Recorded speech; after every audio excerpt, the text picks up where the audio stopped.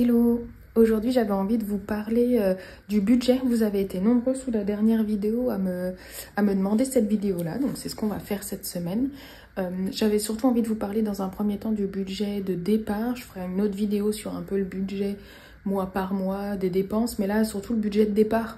Genre en gros comment on a payé le van, combien et comment on a financé notre voyage, parce qu'on part 1 an sans toucher de salaire, donc vous compreniez un peu comment on gère ça. C'est très personnel, mais après chacun peut faire un peu à sa sauce, mais on vous partage notre expérience pour notre voyage à nous. Salut, moi c'est Léa, une passionnée de voyage depuis que je suis toute petite. À 10 ans, je rêvais de vivre les aventures présentées dans l'émission Ushuaïa Nature. Aujourd'hui, je réalise un petit bout de ce rêve en voyageant à bord de mon van, accompagné de mon conjoint Alexandre et de notre fille de 2 ans. Ensemble, nous parcourons les routes d'Europe et je vous emmène avec nous dans nos aventures et nos découvertes, un peu comme si je vous ouvrais les pages de mon carnet de voyage. Alors, abonnez-vous pour explorer le monde avec nous. On va commencer par le van. Du coup, on a acheté d'occasion un van Citroën Jumper qui a été aménagé par Puzzle. Si vous voulez plus de détails, c'est tout dans la vidéo du van tour que j'ai fait il y a quelques temps déjà, mais vous retrouverez tout, je vous la mettrai je pense en barre d'infos. Et du coup on l'a acheté d'occasion. En fait on a quitté notre job fin août, en tout cas pour moi c'était moi qui partais le plus tard, donc fin août. On devait partir au mois de septembre. Sauf qu'on a galéré à trouver un van. Je pense qu'on avait surestimé le prix que ça coûtait. Franchement, c'est surcoté. Enfin, en tout cas, c'est très très cher. On avait une estimation un peu en tête entre 25-30 000 euros. Bah, à ça, en tout cas, ce qu'on cherchait, c'était sûr que non. Après, c'est sûr que vous en trouverez des moins chers, mais dans ce qu'on cherchait, c'est sûr qu'on n'allait pas trouver à ce prix-là. Je pense qu'on avait vraiment sous-estimé le prix que ça coûtait. Et en fait, on a attendu parce que on voulait attendre que l'été soit un peu terminé pour que les gens le vendent après l'avoir utilisé pendant leurs vacances d'été. Donc on a attendu au dernier moment. On était censé partir début septembre. On a acheté le van, je pense, la 2e semaine de septembre. Donc le départ était déjà décalé de base. Oui, on n'était pas trop stressés. Et du coup, on a bien galéré à l'acheter et à le trouver. Il y en avait énormément qui partaient extrêmement vite. Le temps d'appeler, la personne l'avait vendu. Il y en a même un, on s'est déplacé. On était les premiers à avoir appelé. On s'est déplacé. Et sur la route, le monsieur nous a appelé pour nous dire que quelqu'un l'avait réservé et l'avait payé sans même le voir. Donc franchement, on était choqués, quoi. On s'attendait pas du tout à ça. Vraiment pas du tout. Et finalement, on en a trouvé un à Clermont-Ferrand. On est allé du coup le chercher, on l'a payé, c'est un 2018 pour la précision, on l'a payé 42 000 euros, ce qui est, moi je trouve très cher, mais par rapport aux autres qu'on a vus, c'était les prix, voire même un petit peu en dessous de ce qu'on avait vu. Donc voilà, hein, c'est malheureusement la cote actuelle de ce genre de van. La mode fait que les prix sont élevés et ils valent même le prix d'achat neuf il y a quelques années en arrière, quoi, alors qu'ils ont quelques kilomètres. En tout cas, voilà, il nous a coûté 42 000 euros. On s'est permis d'avoir ce budget-là, qui est quand même assez conséquent, parce que précédemment, on avait un van California, les petits combis Volkswagen, mais récents, je sais plus de quelle année il était, mais en tout cas, c'était un T5, donc c'était encore relativement récent. Et celui-ci, on l'a vendu du coup pour pouvoir acheter le Citroën Jumper qu'on a actuellement. On l'a vendu 34 000 euros, ce qui nous a permis, en rajoutant un peu, de pouvoir acheter notre nouveau van. Pardon. Donc déjà, on a vendu des biens pour pouvoir s'acheter ça. Vous pouvez par exemple vendre votre voiture ou ce genre de matériel qui valent un peu cher pour pouvoir vous acheter votre van par exemple. Parce que normalement, vous ne devriez plus avoir besoin de voiture si vous avez votre van. Avec la partie van, ce qu'il faut rajouter généralement, c'est l'entretien. Vous achetez un van normalement qui a été contrôlé au contrôle technique, c'est une obligation en France. Mais malgré tout, nous, on partait pour 1 an. On a fait une grosse révision pour qu'il soit nickel avant qu'on parte, qu'on n'ait pas normalement à gérer ça pendant le voyage. Alors la chance qu'on a, c'est qu'Alex c'est un très très bon mécano. Et du coup, c'est lui qui a fait toute la révision. Donc, on en a eu pour une centaine d'euros d'huile, de pièces, etc. à changer. Mais il n'y a pas eu le prix de la main-d'œuvre. Je ne sais pas combien coûterait une révision là-dessus. Mais le minimum, si vous faites vous-même, c'est une centaine d'euros. Ensuite, qu'est-ce qu'on a rajouté, nous?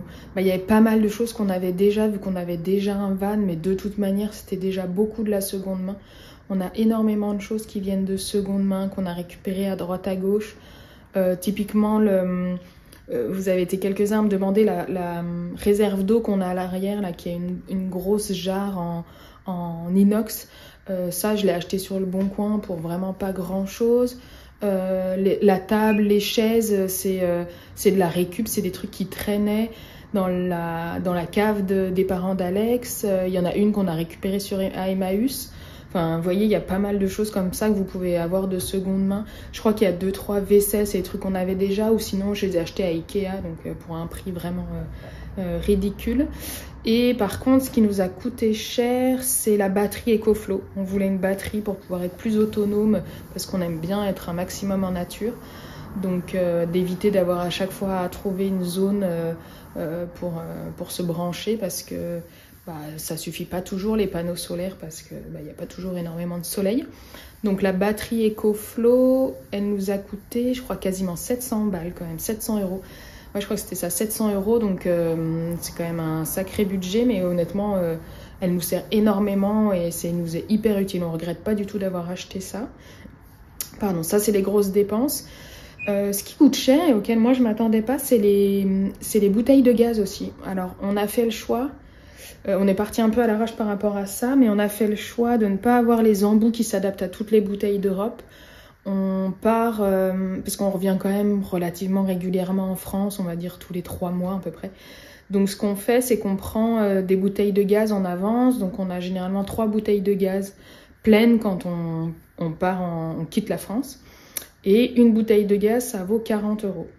Donc je dirais que le tout cumulé, on a rajouté un peu plus que 1000 euros en plus du prix du van. Ouais, je dirais au moins 1000 euros, entre 1000 et 1200 euros supplémentaires pour pouvoir le rendre nickel pour notre départ.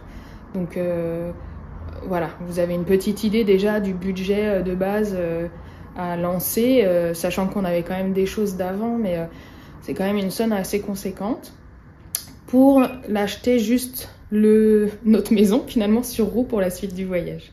Ensuite, vous vous demandez peut-être comment on fait pour pouvoir vivre un an sans salaire parce qu'on n'a pas de revenus. Alex a démissionné et moi je suis en congé sans solde ou congé sans salaire pendant 1 année. Donc j'ai pas de salaire qui tombe. J'ai la garantie de l'emploi pour mon retour, mais pendant cette période d'1 an, j'ai pas de salaire. On a fait 2 choses. Déjà la première, on a économisé ces dernières années en se projetant dans l'idée de pouvoir être autonome. Pas forcément pour un voyage, parce que ça s'est décidé assez tard, mais en tout cas de pouvoir réaliser un projet tel qu'il soit. On a quand même économisé à l'avance et dès qu'on a décidé de faire ce voyage, on a quand même réduit beaucoup de dépenses pour pouvoir mettre de côté au maximum. Mais il faut être honnête, il faut s'y prendre beaucoup à l'avance et beaucoup économiser pour pouvoir se permettre de passer 1 an sans salaire. Donc nous, c'était clairement pas suffisant ce qu'on avait fait. Donc la chose qu'on a faite, c'est de vendre notre maison principale, de vendre la maison dans laquelle on vivait. On avait de toute manière le projet de la vendre pour potentiellement acheter autre chose. Il se trouve que finalement on n'a pas acheté autre chose, on l'a juste vendu pour pouvoir financer notre voyage. Donc on a pu récupérer là-dessus quand même suffisamment d'argent pour pouvoir être tranquille sur cette année de voyage. C'est un choix qu'on a fait, c'est un choix qui peut paraître peut-être un peu risqué, mais pour nous c'était le plus important à ce moment-là. Vraiment, c'était ce dont on avait besoin et c'est le choix qu'on a fait en assumant les risques potentiels pour le retour. Mais vraiment, c'était notre décision. Par contre, vous pouvez aussi, on a hésité, mais finalement notre choix s'est porté sur la vente, mais vous pouvez aussi louer votre logement tout simplement, si bien entendu vous êtes propriétaire. Mais vous pouvez, plutôt que de le vendre, le louer le loyer qui va rentrer chaque mois. Alors, une partie va forcément vous permettre de rembourser votre prêt si vous avez un prêt, mais en tout cas, si vous restez une petite part, peut vous permettre de financer votre voyage mensuellement, sachant que vous allez quand même logiquement moins dépenser en voyage qu'à la maison parce que vous n'avez pas toutes les charges d'une maison. Vous n'avez pas de loyer ou de prêt à payer, vous n'avez pas d'électricité, pas d'eau, pas tout ce qui coûte le plus cher dans une maison, bah, vous ne le dépensez pas. Vous avez d'autres frais, mais qui, actuellement, je n'ai pas calculé, mais qui, à mon avis, est loin de ce que coûte une maison. Donc déjà, vous pouvez faire ça. Après, il n'y a pas de secret, vous êtes obligé de faire avec ce que vous avez, c'est-à-dire qu'en fonction du budget que vous avez, vous allez partir plus ou moins longtemps avec un van plus ou moins cher, du matériel plus ou moins cher. C'est évident que nous, avec la vente de la maison et la vente du California, on avait les moyens d'avoir un van relativement cher et relativement luxueux, je trouve, par rapport à un van plus ancien. Même si malgré tout, maintenant, ils deviennent à la mode et tout est cher. Mais on s'est permis ce budget-là parce que on le pouvait et que, je l'espère, la cote va rester assez élevée et nous permettra de le revendre à un prix assez correct. Donc on n'aura pas, j'espère, de grandes pertes au moment de la revente. Donc c'est pas de l'argent complètement perdu. On va pouvoir le récupérer en partie au moment où on décidera de stopper le voyage, même si on le revendra peut-être pas tout de suite en rentrant de voyage, parce que j'espère qu'on va pouvoir en faire d'autres. Peut-être pas aussi longs, mais d'autres en tout cas. Donc voilà comment nous, on a décidé de financer notre voyage, en vendant nos biens finalement, en vendant ce qu'on avait pour pouvoir être plus libre. Voilà un petit peu pour le budget de départ pour notre voyage d'1 an en Europe, avec les dépenses qu'on a prévues juste, en tout cas pour pouvoir réaliser ce projet.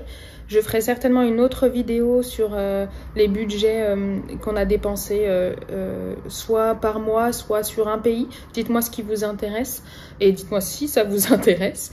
En tout cas, j'espère que ça vous a aidé, que ça vous a peut-être éclairé si vous avez ce projet-là ou si vous avez fait différemment, etc. N'hésitez pas à me dire. Moi, je trouve ça hyper intéressant de voir un petit peu comment chacun a fonctionné pour pouvoir réaliser son rêve finalement. Donc voilà, n'hésitez pas aussi à vous abonner, ça fait plaisir, ça me soutient et ça me donne envie de continuer à faire ce que je fais.